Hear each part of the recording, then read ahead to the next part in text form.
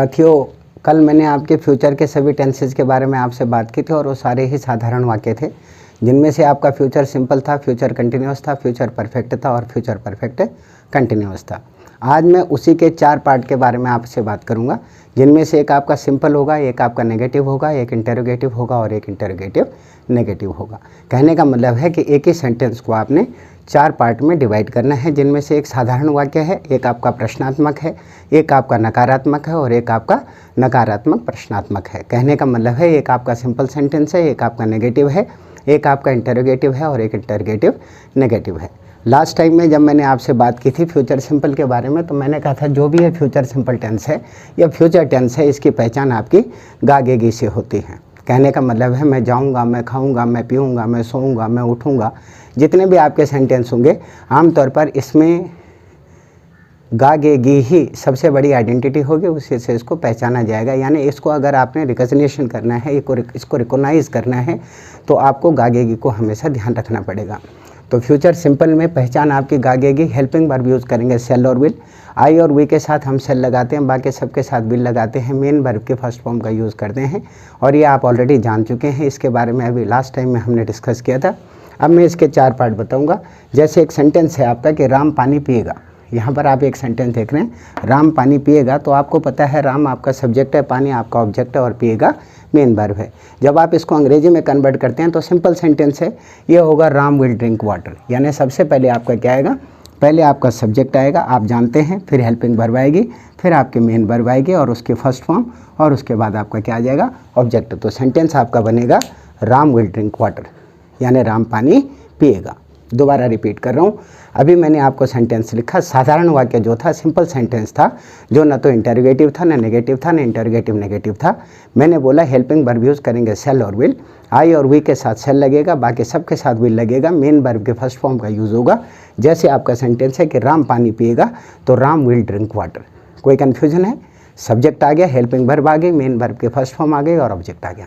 जब हम इसी को नेगेटिव बनाते हैं तो सब कुछ साथियों वही रहता है जो आपका पहले वाले में था। अंतर सिर्फ क्या है, नोट और इसके अंदर इंक्लूड हो जाएगा। चूंकि नकारात्मक है, नेगेटिव सेंटेंस है, तो नोट और इसके साथ जोड़ देंगे। जैसे है आपका कि राम पानी नहीं पिएगा, तो इसमें क्या है, पहले आपका सब्जेक्ट है, उसके बाद आप ऑब्जेक्ट है, फिर आपका क्या है, नॉट है और उसके बाद आपके मेन वर्ब है। ये जनरली किस में होता है, हिंदी में। जब आप इसी को अंग्रेजी में कन्वर्ट करेंगे तो पहले सब्जेक्ट आएगा, उसके बाद हेल्पिंग वर्ब आएगी, फिर आपका नोट आएगा, फिर मेन वर्ब के फर्स्ट फॉर्म आएगी और फिर ऑब्जेक्ट आएगा। तो सेंटेंस आपका बनेगा Ram will not drink water, यानी राम पानी नहीं पिएगा। दोबारा फिर रिपीट कर रहा हूँ, जब आप इसी को नेगेटिव में कन्वर्ट कर देते हैं तो हेल्पिंग वर्ब सारी वही रहती हैं, अंतर सिर्फ इतना है कि नोट और लग जाएगा। जैसे पहले में था कि राम पानी पिएगा तो राम विल ड्रिंक वाटर, और दूसरे में है कि राम पानी नहीं पिएगा तो Ram will not drink water. अगर यही आपका इंटरोगेटिव होता कि क्या राम पानी पिएगा, सवाल पूछा जा रहा है। मैंने कहा था कि जब भी हम सवाल पूछते हैं तो सवाल में हेल्पिंग वर्ब हमेशा पहले आती है या WH फैमिली पहले आती है। जैसा क्वेश्चन होगा उसके अकॉर्डिंग ये चलेगा। तो इसमें है आपका कि क्या राम पानी पिएगा, सवाल आपसे पूछा जा रहा है, तो इसमें हम हेल्पिंग वर्ब को पहले लगा देते हैं। विल राम ड्रिंक वाटर, क्या राम पानी पिएगा, तो सबसे पहले आपकी हेल्पिंग वर्ब आएगी, उसके बाद आपका ऑब्जेक्ट आएगा, फिर मेन वर्ब के फर्स्ट फॉर्म आएगी और लास्ट में,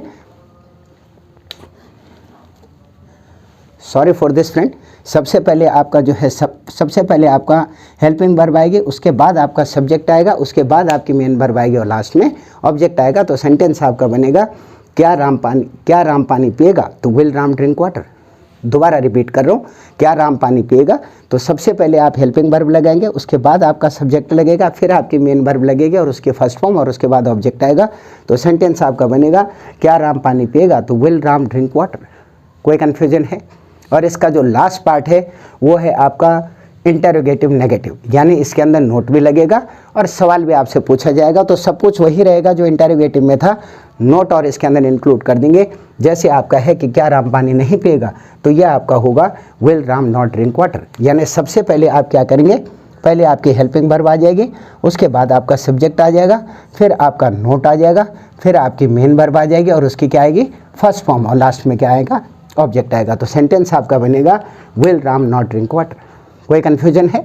एक बार मैं सारा दोबारा रिपीट कर रहा हूँ। जब भी आप फ्यूचर सिंपल को 4 पार्ट में कन्वर्ट करेंगे, हेल्पिंग वर्ब यूज होगी विल और सेल, आई और वी के साथ सेल, बाकी सबके साथ विल, मेन वर्ब के फर्स्ट फॉर्म। जैसे राम पानी पिएगा तो Ram will drink water, Ram पानी नहीं पिएगा Ram will not drink water. क्या राम पानी पिएगा? Will Ram drink water. क्या राम पानी नहीं पिएगा? Will Ram not drink water. अब इसका मैं फ्यूचर कंटिन्यूअस आपको बताता हूँ। इससे नेक्स्ट आपका जो सेकंड, मैंने अभी आपसे पहले फ्यूचर सिंपल के बारे में बात की थी, अब मैं फ्यूचर कंटिन्यूअस के बारे में बात करूँगा। साथियों, इसमें सब कुछ वही होता है जो उसमें था, यानी पहचान आपकी रहा होगा, रही होगी, रहे होंगे। उसमें पहचान थी आपकी गागे की, क्योंकि फ्यूचर जब भी लगता है गागे की कोई आइडेंटिटी करता है। तो इसके अंदर फ्यूचर कंटिन्यूअस में रहा होगा, रही होगी, रहे होंगे, खा रहा है, खा रहा होगा, जा रहा होगा, पी रहा होगा, सो रहा होगा, उठ रहा होगा, जाग रहा होगा, भाग रहा होगा, ये सब इसके अंदर में आएगा। हेल्पिंग वर्ब यूज़ करेंगे इसके अंदर सेल बी और विल बी। यदि आई और वी से आपका सेंटेंस है तो सेल भी लगाएंगे, बाकी किसी से भी है तो विल भी लगाएंगे, और मेन वर्ब के फर्स्ट फॉर्म के साथ आईएनजी आएगा, क्योंकि तभी कंटिन्यूअस बनेगा। जैसे एक सेंटेंस आपको लिखा हुआ है कि राम पानी पी रहा होगा, तो ये आपका होगा Ram will be drinking water. आपका सब्जेक्ट आ गया, हेल्पिंग वर्ब आ गई, मेन वर्ब के फर्स्ट फॉर्म के साथ में आईएनजी आ गया और ऑब्जेक्ट आ गया। कोई कन्फ्यूजन है? दोबारा सुन लीजिए। जब भी हम फ्यूचर कंटिन्यूअस को 4 पार्ट में डिवाइड करते हैं, तो जो साधारण वाक्य हैं या जो अदर वाक्य हैं, बाकी हर एक में हेल्पिंग वर्ब सेल बी और विल बी का इस्तेमाल करेंगे। आई और वी के साथ सेल बी, बाकी सबके साथ में विल बी, मेन वर्ब के फर्स्ट फॉर्म के साथ आईएनजी। जैसे सेंटेंस है कि राम पानी पी रहा होगा, तो Ram will be drinking water. आपका सब्जेक्ट आएगा, हेल्पिंग वर्ब आएगी, मेन वर्ब के फर्स्ट फॉर्म के साथ आईएनजी आएगा और ऑब्जेक्ट आएगा। अगर यही सेंटेंस आपका नेगेटिव होगा यानी नकारात्मक अगर होगा, तो उसमें नोट और लगा देंगे, बाकी सब कुछ पहले जैसा रहेगा। ये आपका होगा Ram will be not drinking water, यानी राम पानी नहीं पी रहा होगा।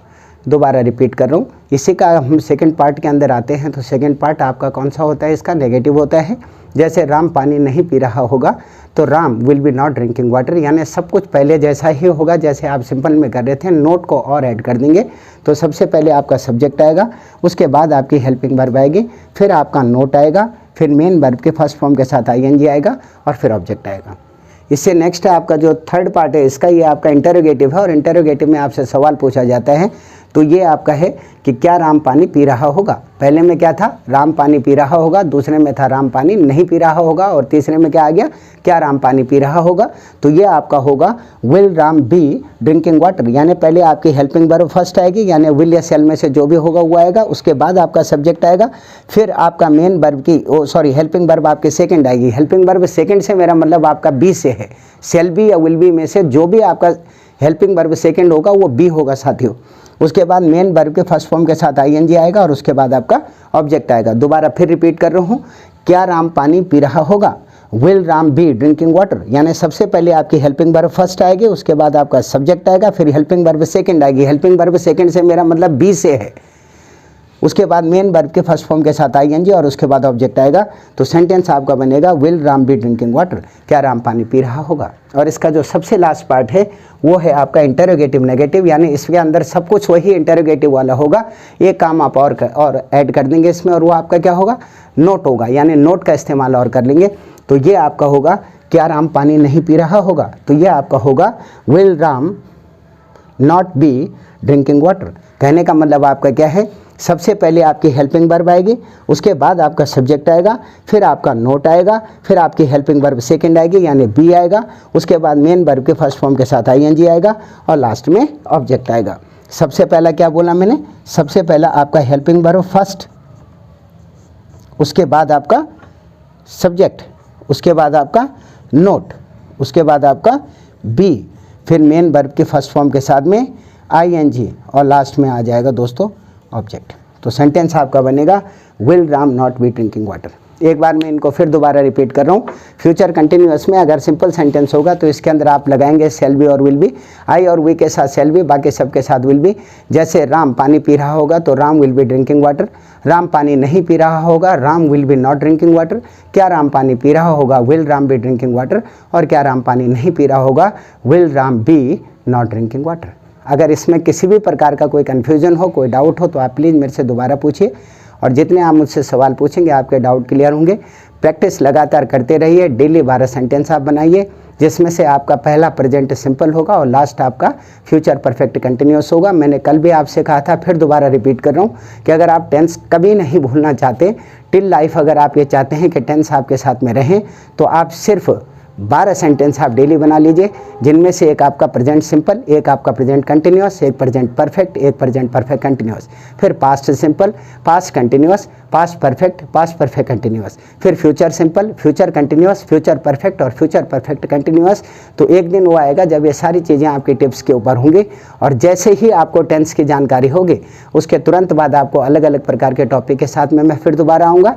इसी उम्मीद के साथ आप इसको ज़रूर लाइक करें, सब्सक्राइब करें और शेयर करें। Thank you very much.